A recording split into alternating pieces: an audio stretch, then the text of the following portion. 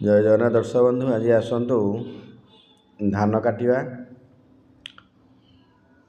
ए वर्ष कार्तिक मास सरी एवं नवेम्बर 25 तारीख 26 तारीख आसी है धान कटा आरंभ हो पूजा धान सब पाचिगला देखु किभली सूर्य किरण रे सोनेली रंगर धान झलसी उठुची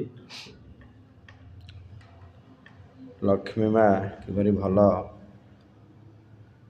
फसल रूप से आसी चाषी भाई माने किभली सुरुखुर रे काटे नहीं घरे अमल करेंगे। यही कार्यक्रम आज आसतु धान काटिवा आपण माने देखंतु। हेलो गाइस, आपण मान अंचल रे धान कटा आरंभ होलानी नहीं जणाइबे। यही भाव में देखंतु पूजा धान जहाँकि पाचिबा आरंभ होलानी एवं यही धान कटा हेले माण बसिब। तेणु किछि धान हाथ रे काटिदेले से धान को अमल कला परे माण बसिब एवं धान पेंडी मध्य हबो एवं तापरे धीरे धीरे आज अनुकूल करिवार थिला। तेणु धान किछि अनुकूल करा जाउछि। हुए तो शुक्रवार आड़ को किछि लोक मानकु यही धान काटिया कार्य नियोजित करा जिवो। कहीं ना एपर्यंत धान कटा मेसीन सब आसीनी।